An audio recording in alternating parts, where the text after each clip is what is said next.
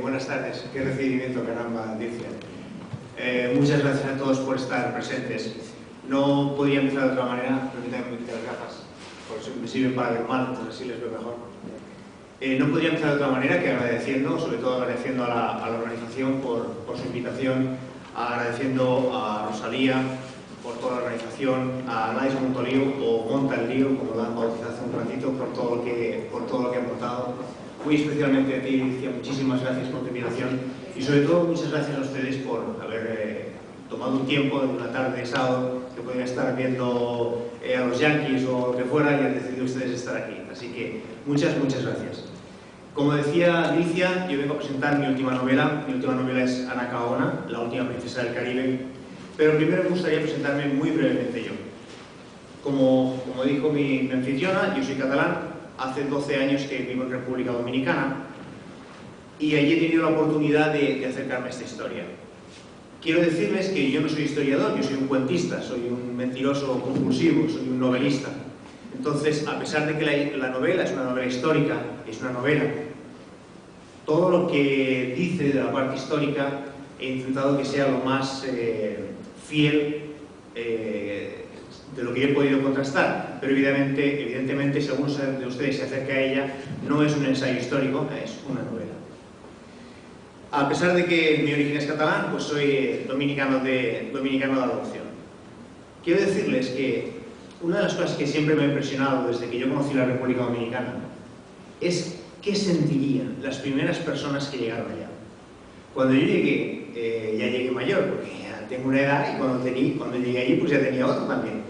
Y yo he visto fotos, como todos ustedes, seguro que ustedes también han viajado, yo nunca había ido al trópico, al Caribe, pero sí había visto fotos, había visto las imágenes de las playas de arena blanca, los salvapantallas del Windows con su palmera colgante.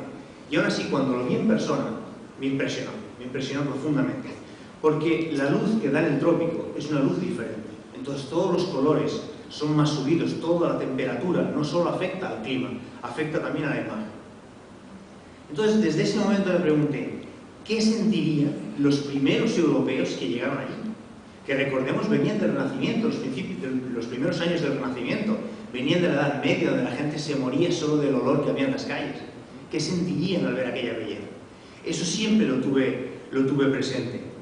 Y esa pregunta que me he hecho cada vez que viajaba por República Dominicana es una de las cosas que he intentado salvar en esta novela. Me hace mucha gracia porque mi esposa que está aquí presente, ella es colombiana, ella es de tierra del río Magdalena, que es un río enorme. Y la primera vez que yo la llevé a ver el Ebro, que es el río más caudaloso que tenemos en la península ibérica, cuando lo vi dijo, bueno, ¿y dónde está el río? Entonces, cuando un europeo que está acostumbrado a todo pequeño llega a América, que todo es exuberante, el impacto es brutal. Imaginemos en ese momento que jamás en su vida la habían visto. Es una de las cosas que me inspiraron a leer esta novela. También, poco a poco, me fui haciendo eco de las diferentes historias que yo he aprendido en la escuela. Cuando tú naces al otro lado del mar, te explican que los colonizadores son una especie de héroes que llegaron aquí. No deja de serlo desde el punto de vista ese también, un grupo de pocas personas que con su valentía, su mala leche, que tenía mucha, y su tecnología superior armamentística, conquistaron un continente entero. No es que les falte mérito, es verdad que eran unos asesinos, pero tiene su mérito hacerlo. Entonces, cuando tú conoces esa historia, siempre te explican que los de aquí eran medio tontitos, pobres, ¿no? Que entonces llegaron aquí los listos que venían de allá y los engañaron. Te explican la historia de los cristalitos, que les daban cristalitos a cambio de oro, que les daban cristalitos a cambio de sus mujeres, que les daban cristalitos a cambio de sus tierras. Y yo pienso, tú a un niño de 5 años le das un cristalito y le quitas su plato de comida, ¿y cuánto te dura el cristalito? Porque a los 2 minutos te ha tirado el cristalito por la cabeza y lo que quieres es que le devuelvas a su madre o que le devuelvas su comida. También una de las historias que nos explicaba mucho es que el primero de los taínos, de los indios, como los llamaban, que se revolteó contra los conquistadores, fue Caonabó. Explican que lo engañaron con unos grilletes, le dieron unos grilletes y le hicieron creer que era un regalo del rey. Le dijeron, mira, ponte esto que es un regalo que te hemos traído. Hace unos años tuve la fortuna de visitar las tierras de Mississippi, del sur de Mississippi, y fuimos a una plantación esclavista con mi familia. Él es nuestro hijo. Entonces tenía 5 años. Y había unos grilletes los que utilizaban los esclavistas para ponérselos a los niños cuando los conseguían como esclavos. Entonces yo le dije, Marçal, es como se llama, ponte este regalo del Papa. Y Marçal me miró y me dijo, eso se lo va a poner tu padre. Porque yo, que solo tengo 5 años, soy pequeño pero soy idiota. Entonces yo pienso, ostras, si mi hijo no se quiso poner un regalo de su padre, ¿cómo se lo va a poner un adulto que se lo está dando a su enemigo? Entonces, poco a poco, todas esas ideas preconcebidas que uno tiene, porque las ha leído 1000 veces en los libros de historia, escritos por los que ganaron la historia, como todas las historias, poco a poco se iban diluyendo, iban creándose dudas, iban creando grietas, ¿no?, en esa historia que hasta ese momento había sido monolítica. Después de conocer la isla, las bellezas de la isla, lo que impactó en la gente que llegó, de empezar a dudar de la historia que siempre nos habían explicado que había ocurrido, empecé a conocer personajes. Una amiga mía catalana también me dijo que en la televisión catalana habían pasado un reportaje de Fray Raimon Paner. Fray Raimon Paner fue un ermitaño que vino con Cristóbal Colón en su segundo viaje. Y él es el primer etnólogo de América. Es la primera persona que hizo un tratado sobre los indios, como le llaman entonces. Ese señor hablaba latín y hablaba catalán. No hablaba apenas español, como se ha recogido en algunas crónicas posteriores. Entonces mi pregunta es, ¿cómo Cristóbal Colón se trae a un tipo para entender a los indios que ni siquiera es capaz de hablar español? Un ermitaño, ¿por qué no se trajo un marinero, un cantinero, alguien que hablara todos los idiomas del Mediterráneo, que hablara turco, que hablara árabe, que hablara italiano, que hablara catalán, que hablara castellano? No, se trae a un monje que vive en una ermita, arriba de una montaña, que es la montaña de la Murcia, y cuando llega lo suelta en el Seibo. No sé cuánta gente de aquí de ustedes es dominicana, pero eso es en el corazón de la isla, lo suelta allí a vivir con los taínos.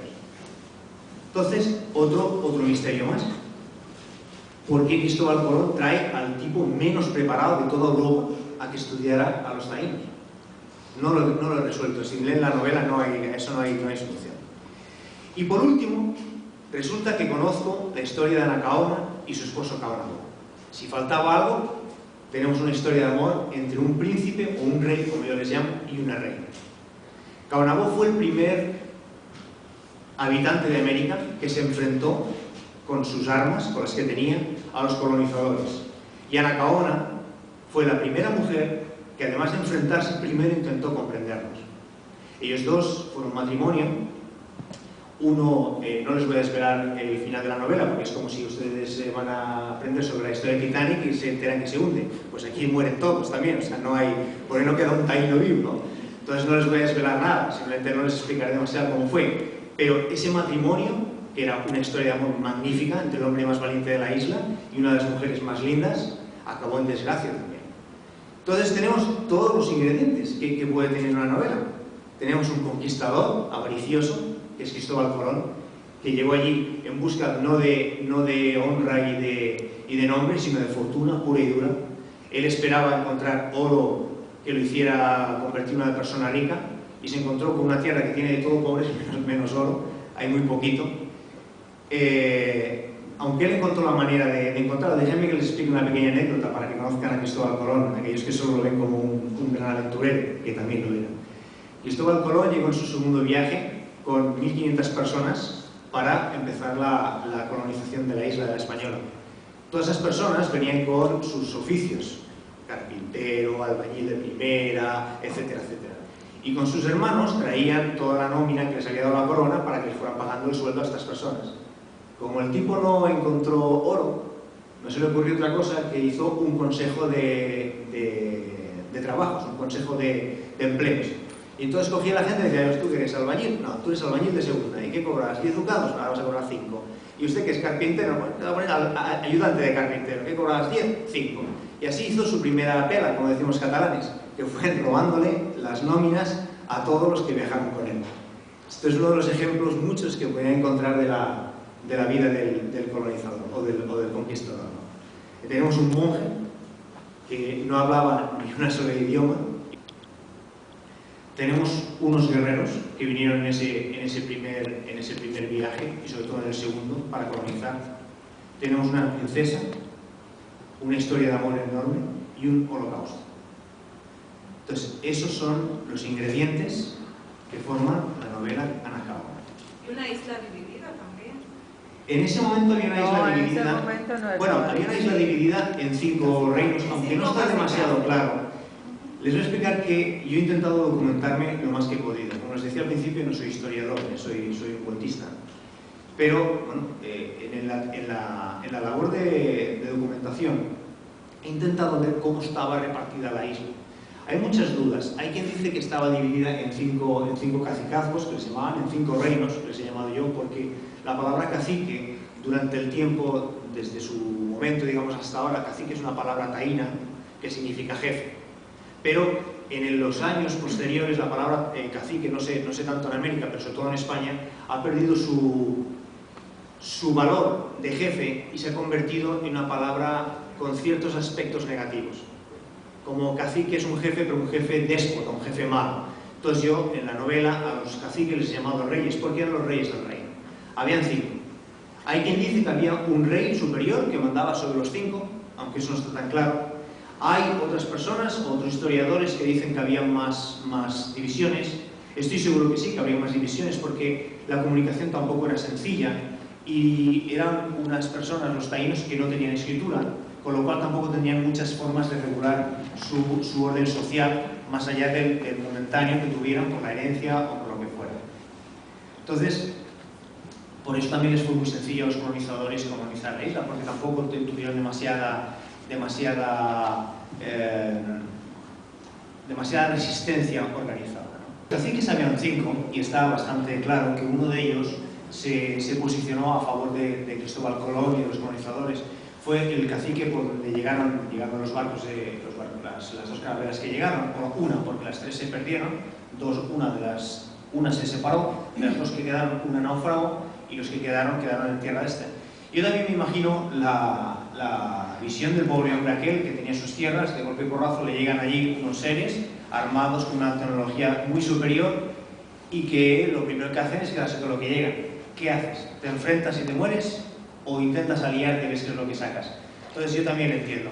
Pero los otros 4 sí se enfrentaron a él y fue la primera división. Realmente la conquista de la isla de la Española, ahora me acuerdo por dónde iba, perdón por perder el hilo, está muy poco documentada, es decir, está muy documentada desde el momento que Cristóbal Colón empieza a escribir sobre ella, pero no hay nada anterior. De los caciques que habían, Anacaona era la hermana de Oequio, que era el cacique que había en ese momento. Él muere y ella hereda el trono. No sabemos ni siquiera los nombres de los padres, no sabemos los nombres de los hermanos, no sabemos nada de nada.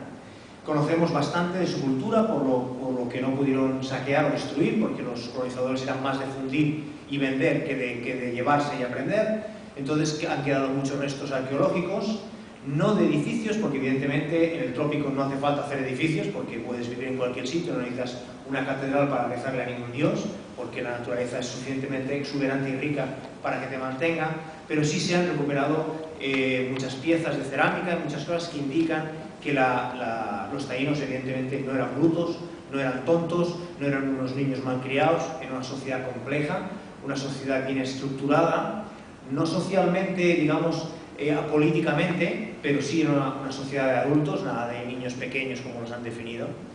Entonces, esta sociedad se vio de golpe forzada o invadida por unos seres que vienen de fuera con una tecnología superior a la cual no pudieron hacer frente. He encontrado mucha documentación, como les decía, desde la conquista de Cristóbal Colón en adelante, y mucha, sobre todo, escrita en boca de los colonizadores. Pero he encontrado muy poco de qué sintieron aquellos pobres indios o aquellos pobres taínos de cuando se vieron colonizados. La historia de Anacaona es una historia de la conquista vista desde el punto de vista de los taínos. ¿Qué sintió aquella gente cuando recibieron la visita inesperada de las carabelas? ¿Qué sintieron cuando empezó a llegar gente de fuera a conquistarles sus tierras? ¿Y qué sintieron sobre todo cuando tuvieron que enfrentarse a ellos? Esa es la historia de Anacaona. La novela está narrada en dos voces, una en primera persona por el Fray Ramón Pané, al cual lo he utilizado como narrador de la parte española, y los propios taínos explicando qué vivieron en la vida, especialmente de Anacaona y de Cabanabó. Esa es la novela. Debo decirles que me costó más de 5 años escribir la novela, no porque sea muy difícil, sino porque soy muy lento y bastante torpe, pero aún así me esforcé todo lo que pude. Para mí fue muy violenta el narrar esta historia, porque hay momentos de la historia muy violentos. Recuerdo que me escapaba, iba al Museo del Hombre Dominicano, que es el museo etnológico más importante del país, y leía las crónicas escritas en esos momentos, y eran tan bestias que en algunas de las veces yo tenía que salir afuera a tomar aire, allí donde está el barco en el que llegaron los salvadores de la patria con la invasión americana, no recuerdo quiénes son, y tomar aire y volver a entrar. Hay historias que explican cómo los colonizadores mataban taínos, por ejemplo, tenían las armas filosas y los clavaban en una lanza, pues una lanza cabían 4 adultos y un niño, y una espada cabían 3 niños, en fin, estas cosas, ¿no? Entonces, es una historia de mucha violencia, me costó mucho escribirla, no soy una persona violenta, y para mí fue muy duro. La parte buena es que en todos los escenarios de la novela, pues antes de escribir sobre ellos, pues yo cogía mi cochecito y me iba a verlos. Entonces, claro, he visitado las playas, el interior, los ríos, la selva, la maravilla de todas las maravillas de la República Dominicana, ¿no? Que es un país, una isla extraordinaria. Entonces encontrarán esas dos cosas: por un lado la exuberancia y la belleza de uno de los países más bonitos del mundo, y por otro la violencia del encuentro. Tengo un escritor, un amigo mío, que se llama Rafael Costa, que dice que todas las novelas son una historia de amor entre el autor y la novela. En mi caso no es tan así, en mi caso es una historia de amor entre yo, perdón por ponerme primero, y la República Dominicana. Y Anacaona es el homenaje que yo he intentado hacerle a la tierra que me ha acogido durante esta década y que me ha dado prosperidad y mucha alegría.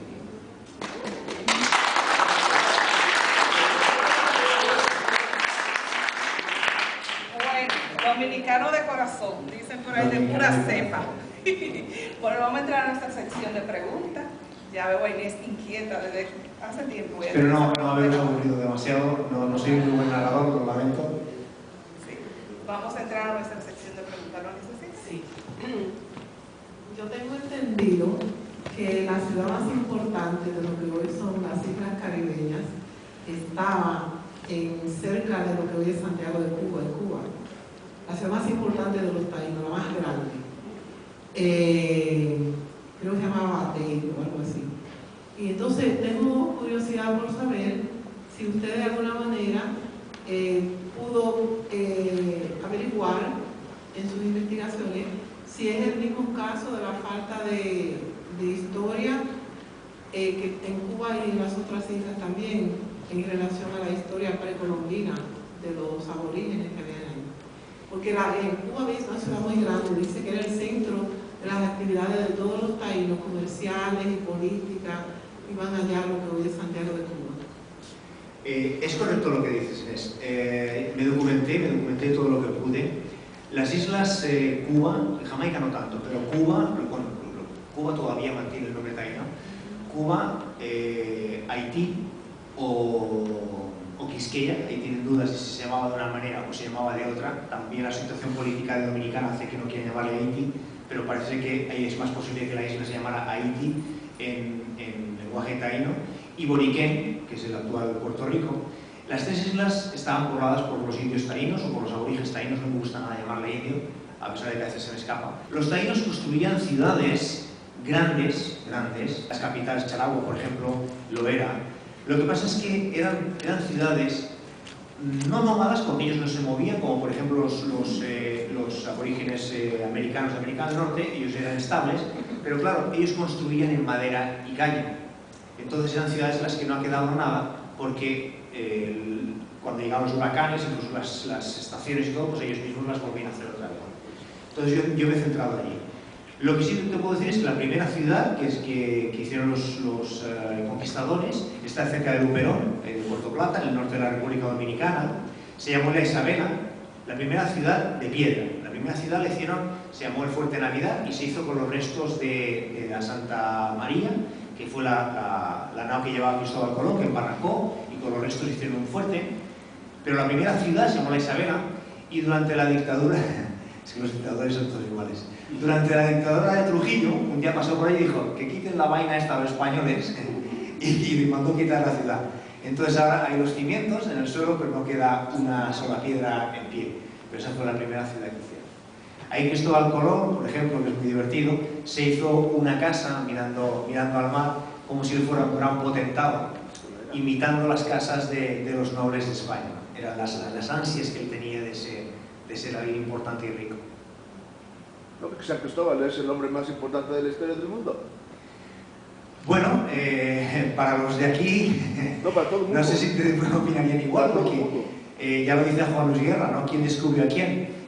Yo tengo mis dudas en eso. Sinceramente, Cristóbal Colón, evidentemente, fue un hombre con una visión impresionante, un valiente tremendo, porque embarcarse en eso, la verdad es que tiene una valentía tremenda.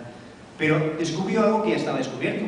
O sea, aquí la gente ya vivía, ya tenía su modus operandi, su modus vivendi. En el sur de Centroamérica, hacia el sur, construían obras de una grandiosidad impresionante, las pirámides mayas, aztecas, los templos incas. Entonces, realmente, lo que Cristóbal Colón sí hizo fue poner en contacto una sociedad que vivía con un atraso tecnológico de 1000 años en algunas cosas, especialmente armamentística, o 500, con una sociedad que vino con unas ansias de crecimiento bestiales, porque es una sociedad que está entrando en el Renacimiento y tiene solo ganas de conocer y de colonizar. Entonces sí, claro, es una persona de una relevancia para nuestra historia brutal, sí, eso estoy de acuerdo. Yo quisiera, en este punto, no sé, normar un poco esta forma como decir que San Cristóbal no descubrió a América. Y pienso que sí la descubrió porque la descubrió para el mundo europeo. La palabra descubrir es descubrir el mundo europeo, no quiere decir que la haya empezado a habitar o que trajera la vida a este continente, no. Descubrirlo, porque la palabra descubrimiento es módulo europeo. Para el mundo conocido de ese tiempo, que era Europa, África y Asia, bueno, eran dos continentes desconexos, dos continentes totalmente desconexos, que bueno, la humanidad en varios ciclos de autodestrucción de más de miles de años, casi 1 millón de años, nunca se había sabido esa conexión hasta que San Cristóbal lo hace. Entonces, en ese sentido, es que digo que es el hombre más importante de la historia junto con Nikola Tesla. Entonces, puedo estar bastante de acuerdo con esa teoría. También cuando estuve investigando, pues vi muchas teorías que decían que antes que Cristóbal Colón habían llegado los vikingos. De hecho, es curioso porque los taínos, por ejemplo, los rasgos de ellos no tienen nada que ver con los dominicanos de hoy. Mi hijo es un ejemplo de dominicano con un color de piel brillante, sino que él las define como las personas que habitaban las Islas Canarias y que las mujeres tenían una belleza y una blancura que podían perfectamente vivir en la corte. Si eran personas blancas, solo podían haber venido de los eurásicos que habían pasado por el norte. Pero sí es cierto, evidentemente, que desde la historia moderna nuestra, que tengamos conocimiento de los romanos en adelante, él es la persona que pone en contacto los dos mundos. Eso es evidente. Bueno, vamos a continuar en ese orden con la sección de preguntas. Por favor, me levantan la mano y yo con mucho gusto le voy a llevar el micrófono. Bueno, es prácticamente igual. La Biblia no la Cristóbal Colón es un tipo muy... no lo van a poder ver, pero incluso su propia firma, si tienen curiosidad, les invito a que investiguen un poquito. La firma de Cristóbal Colón, yo se la voy a explicar, a ver si soy capaz de hacerlo. Él tiene 3 letras, una S, debajo de la S, una S, una A y una S, debajo de esas 3, una X, una M y una I, formando así una pirámide, y debajo de todo pone Expoferens. Esa es la firma del almirante. Hay 50.000 teorías, novelas conspiratorias, novelas de templarios, de la Biblia, de lo que sea. Nadie sabe ni siquiera qué quiere decir. Parece que es algo religioso, porque el tipo era muy religioso, pero nadie lo sabe. O sea, Cristóbal Colón era un señor que algunos lo atribuyen en catalán, otros lo atribuyen en mallorquín, otros lo atribuyen en genovés, otros lo atribuyen de caballos de mi pueblo, otra hasta judío, que era noble. Es un personaje impresionante, porque tiene una importancia, como decíamos, brutal, y encima no hay legado anterior de él al descubrimiento. San Cristóbal es antes de Galileo, antes de los científicos. Sin San Cristóbal no hubiera habido ni Galileo, ni Copérnico, ni Kepler, ni ninguno de esos. O sea, San Cristóbal es San Cristóbal. Bueno, Cristóbal es San Cristóbal, la historia se sigue escribiendo, las novelas van a seguir subiendo y debemos reconocer en esta segunda Feria Internacional del Libro a nuestro escritor invitado, Jordi Díez.